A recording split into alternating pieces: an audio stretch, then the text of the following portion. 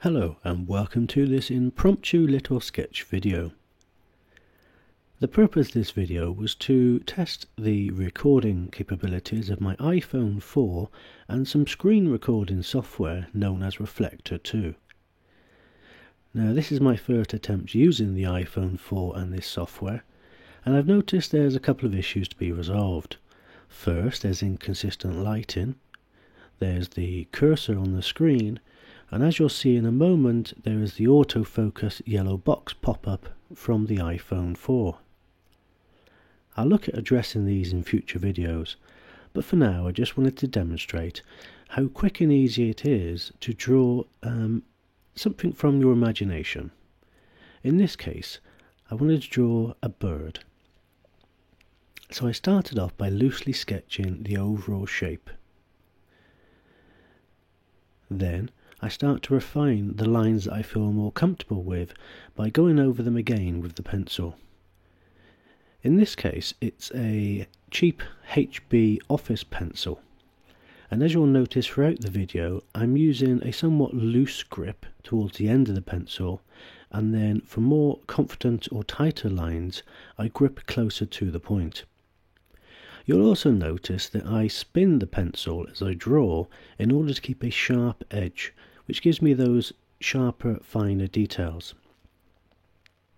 Now, compositionally, this image probably could do with some thinking about and a little bit of rework, but the general idea was to have some kind of posing bird or animal figure sitting on top of a branch.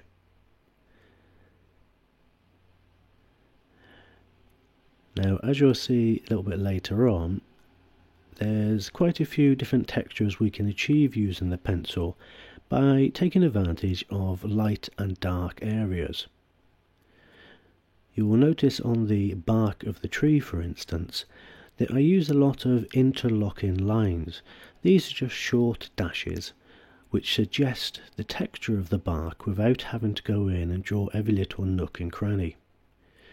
You'll also notice that as I become more confident in the idea behind this drawing, that I reinforce the areas of the drawing which are away from the light. In my mind, the light is coming from somewhere above and slightly towards the left of the bird. So my darkest lines are appearing on the right hand side and the bottom edges of any objects within the scene. If you're going to have a go at this exercise, then do not worry or stress over what the image is going to look like. Just let it evolve. It's a bit like playing as a child. You don't really have a defined set of rules or end goal in mind. You sort of experiment and adapt as you draw and explore. So here I'm taking advantage of using the eraser on the pencil to remove the line from the back of the bird on the wing section. This allows the wing to come forward and appear in front of the bird's body. Here I'm using little short dashy lines to suggest that there is some kind of turning of the forms to give a little bit more three-dimensionality to the bird. I'm also consciously leaving little areas of white which suggest that there is a difference in tonal value on the texture or the feathers of the bird. Now I want the focus area of this bird to be the beak and the eye, so I'm making an effort here to darken those areas up. Now you can see I'm using the pen grip where I grasp the pencil really close to the point, and I'm pushing quite hard, but not too hard as to damage the paper beyond repair. You'll also notice that I'm consciously avoiding any kind of smudging by using my fingertips. The reason for this is that the natural oils in your fingers are very detrimental to the paper surface. They give a kind of waxy coating so that when you try and lay graphite on top of an area that you've smudged with your fingers, you'll find it very hard to build up layers of tone.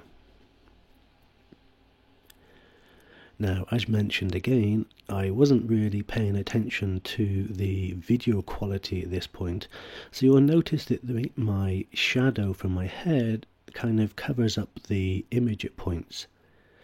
Now, what this does to the image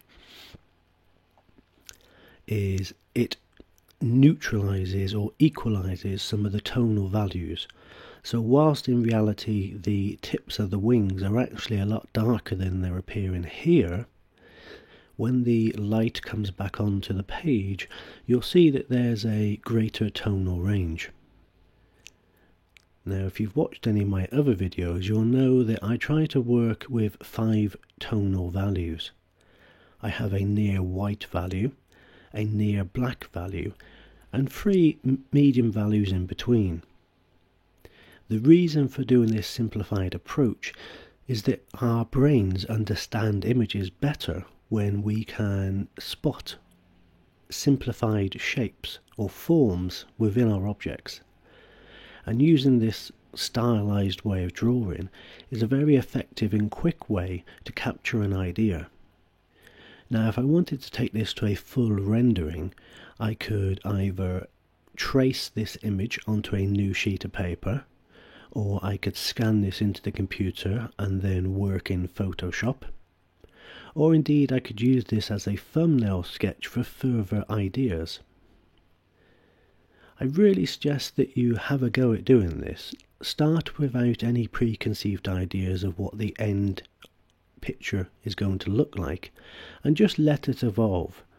As you can see, we've already sort of established the basic shape early on in this image, but as we continue to work on the image and gain confidence that there's something visually pleasing about the design, we can add more details and sort of refine our concept.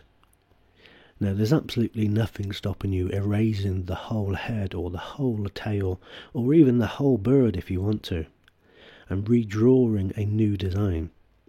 But sometimes it's just fun to have a play around, let your mind wander, capture a concept, and who knows, it might turn into a future project.